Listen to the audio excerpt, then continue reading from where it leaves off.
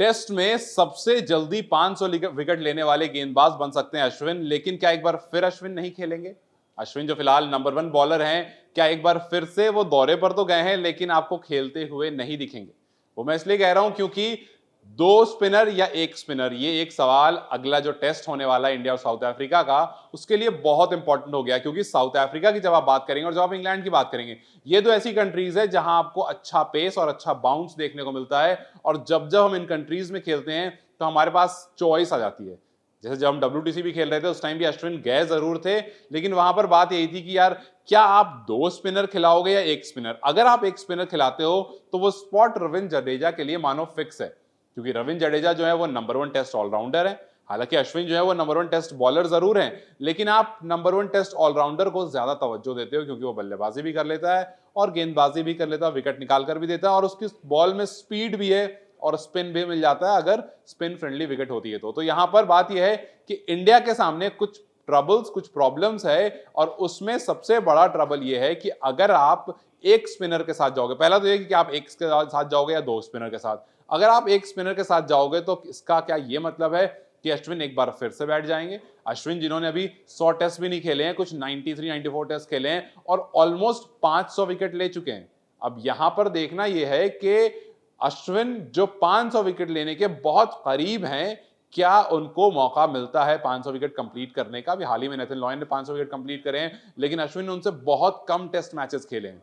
अब अगर अश्विन ऐसा कर लेते हैं, 2-3 मैच और खेल के अपनी 500 विकेट कंप्लीट कर लेते हैं, तो वो उस 500 क्लब में चले जाएंगे जिसमें अनिल कुंबले का नाम है, जिसमें मुरलीधरन का नाम है, जिसमें शेन वॉर्न का नाम है, लेकिन उसके लिए मौका मिलना जरूरी है। तो पहला तो ये ट्रबल कि अश्विन को मौका भी मिलेगा या नहीं मिलेगा, क्योंकि हमने पास में देखा है कि शार्दुल ठाकुर को प्रेफरेंस मिली है, क्योंकि शार्दुल ठाकुर आपको वो एक्स्ट्रा पेस भी दिलाते हैं और उस पेस की हेल्प से आपको विकेट्स मिलती हैं।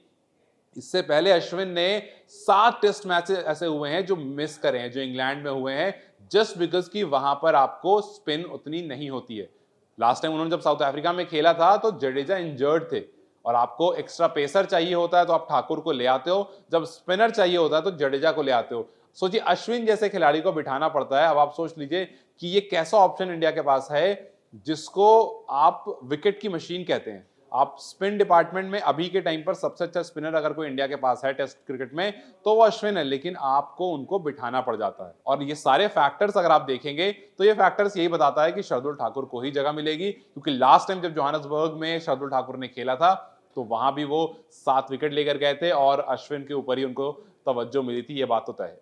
अब दूसरा सवाल, क्या आप प्रसिद्ध कृष्णा को खिलाओगे या आप मुकेश को खिलाओगे? क्योंकि प्रसिद्ध और मुकेश इन दो में से एक की जगह बनेगी, क्योंकि आपको शमी जो है वो इंजर्ड है, शमी जो है वो बाहर हैं। प्रसिद्ध की अभी तक डेब्यू नहीं हुआ है, मुकेश ने वेस्टइंडीज में डेब्यू कर दिया था, लेकिन प्रसिद्ध जो है वो अभी टीम के सबसे टॉलेस्ट बॉलर है। अब आप ये सोचेंगे कि यार टॉलेस्ट होने का क्या मतलब है? तो टॉलेस्ट होने का मतलब ये है कि अगर आप टॉल हैं तो जाहिर सी बात है आपकी बॉल ज्यादा ऊपर से गिरेगी, इसका मतलब बाउंस आपको अच्छा मिलेगा। जो लंबे कद के बॉलर होते हैं उनको बाउंस अच्छा मिलता है, और साउथ अफ्रीका में बाउंस काफी हेल्प करता है। तो पेस और बाउंस प्रसिद्ध के पास है, लेकिन मुकेश के पास पेस है, वो बाउंस नहीं है। तो ऐसा लग रहा है कि प्रसिद्ध कृष्णा जो हैं वो आपको डेब्यू करते हुए दिख जाएंगे। हालांकि मुकेश ने अच्छी गेंदबाजी करी थी वेस्ट इंडीज में, लेकिन पिच की डिमांड के हिसाब से ऐसा हो सकता है कि आपको प्रसिद्ध वहां पर खेलते हुए दिखे।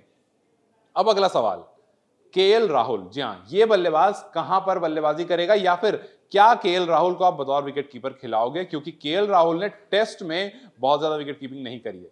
तो खैर ये तो उतना बड़ा मुद्दा नहीं है, लेकिन फिर भी एक सोचने वाली और विचार वाली बात और डिस्कशन वाली बात जरूर है, क्योंकि केएस भारत और केएल राहुल आपके पास 2 विकेट कीपर हैं स्टोर में। ईशान किशन ने अपने आप को अपना नाम वापस ले लिया है, तो क्या ईशान किशन की जगह पर आप केएल राहुल को बतौर विकेट कीपर बल्लेबाज खिलाओगे, या केएस भारत जो इससे पहले भी इंडिया के लिए खेल चुके हैं, आपने WTC में उनको देखा था, परफॉर्मेंस बहुत अच्छी नहीं रही थी, लेकिन क्या दोबारा से उनको मौका दिया जाएगा? या फिर केएल राहुल, जिनकी अभी पिछले कुछ सालों में आप देखेंगे काफी अच्छा परफॉर्म कर रहे हैं, क्या केएल राहुल को आप टेस्ट क्रिकेट में as a wicket keeper batsman देख रहे हो? लेकिन इन सब में वही बड़ा सवाल अश्विन को ही लेकर है कि क्या आप इस बार भी अश्विन को डग आउट में बेंच ही गर्म करते हुए देखोगे, या फिर गेंदबाजी करने का भी उनको साउथ अफ्रीका में मौका मिला? आपको क्या लगता है, क्या अश्विन को मौका मिलना चाहिए क्योंकि यार 500 विकेट के वो बहुत करीब हैं, या फिर पिच के डिमांड के हिसाब से शार्दुल को मौका मिलना चाहिए और एक बार फिर से अश्विन आपको डग आउट्स में बैठे हुए दिखेंगे? अपने राय मुझे कमेंट सेक्शन में जरूर बताएं। इस वीडियो को लाइक और शेयर जरूर करें और जाते जाते चैनल को सब्सक्राइब करते जाएं।